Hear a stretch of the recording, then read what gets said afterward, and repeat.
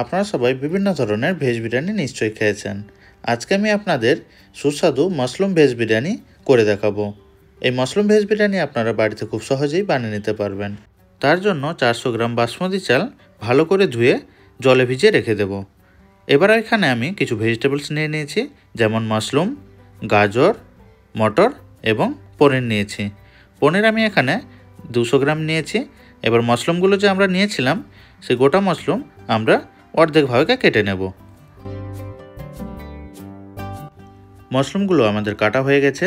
এবার উষ্ণ গরম দুধে কেশর দিয়ে দিচ্ছি, এটা গার্নিশের সময় ইউজ করা হবে। তারপর আমরা একটা পেস্ট তৈরি করে নেব। তার জন্য 10 গ্রাম রসুন, 4 থেকে 5টি কাঁচা লঙ্কা, 1 টুকরো আদা এবং 10 গ্রাম কাজু দিয়ে দেব। তার সঙ্গে আমি এখানে পেঁয়াজের বারিস্তা দিয়ে দিচ্ছি। সব কিছু মিক্সির মধ্যে ফাইন পেস্ট তৈরি করে নেব। এবার যে সবজিগুলো কেটে রেখেছিলাম সেইগুলো ম্যারিনেশন করে নেব। তার জন্য 150 গ্রাম টক দই এবং আমরা যে কাঁচা লঙ্কা আদা রসুনের পেস্ট করে রেখেছিলাম সেই পেস্ট পুরোটা দিয়ে দেব। তার সঙ্গে 1 চা চামচ লঙ্কা গুঁড়ো, 1 চা চামচ হলুদ গুঁড়ো, 1 চা চামচ ধনে পাউডার গুঁড়ো এবং 1 চা চামচ বিরিয়ানি মশলা গুঁড়ো। তার সঙ্গে স্বাদ মতো নুন এবং স্বাদ মতো চিনি দিয়ে দেব। দিয়ে সব কিছু ভালো করে মিশিয়ে নিয়ে ম্যারিনেট হতে রেখে দেব।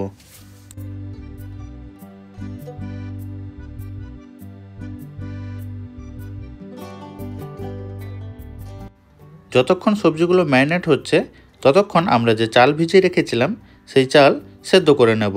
সেদ্ধ করার সময় আমি এখানে কিছু গোটা গরম মশলা দিচ্ছি, যেমন দালচিনি, লবঙ্গ, স্টারফুল, জয়িত্রী, শাহজিরা এবং গোলমরিচ।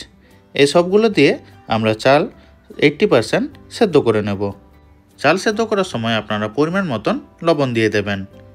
চাল যখন 80% সেদ্ধ হয়ে ভাত হয়ে যাবে সেই সময় আমরা ভাত ছেঁকে নেব।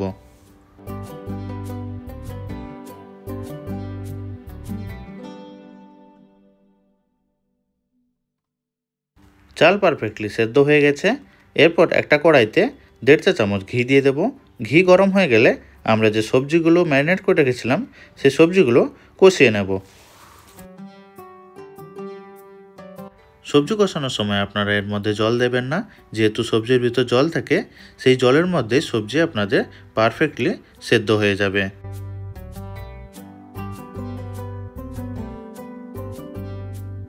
সবজি থেকে তেল ছেড়ে দিলেই সবজি আপনাদের তৈরি।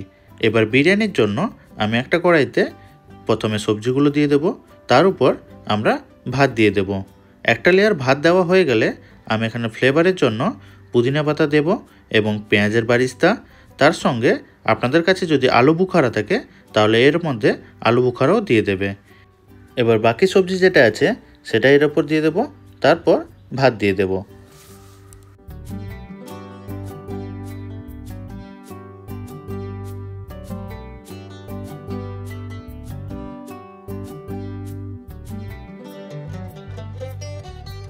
এবারে এর ওপর ফ্লেভারের জন্য পুদিনা পাতা দিয়ে দিচ্ছি।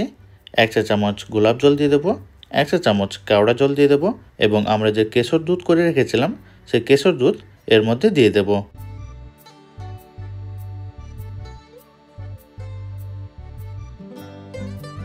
বিরিয়ানি আরও ফ্লেভারফুল বানানোর জন্য আপনারা 3 থেকে 4 চামচ এর মধ্যে ঘি দিয়ে দেবেন এবং পেঁয়াজের বারিস্তাগুলো দিয়ে দেবেন। তারপর ঢাকা দিয়ে আপনারা আধ ঘন্টা দম দিয়ে দেবেন। দিলেই আপনাদের বিরিয়ানি কিন্তু পারফেক্টলি তৈরি। এই মাশরুম বিরিয়ানি আপনারা বাড়িতে একবার বানিয়ে দেখুন, খুবই সুস্বাদু লাগে। এই বিরিয়ানি আপনারা রায়তার সঙ্গে খেতে পারেন। আজকের মতন এখানেই আমি ভিডিওটা শেষ করছি। আপনাদের যদি ভিডিওটা ভালো লেগে থাকে আপনারা অবশ্যই কমেন্ট করবেন এবং ভিডিওটিতে অবশ্যই লাইক করে দেবেন। আপনারা সবাই ভালো থাকবেন, সুস্থ থাকবেন।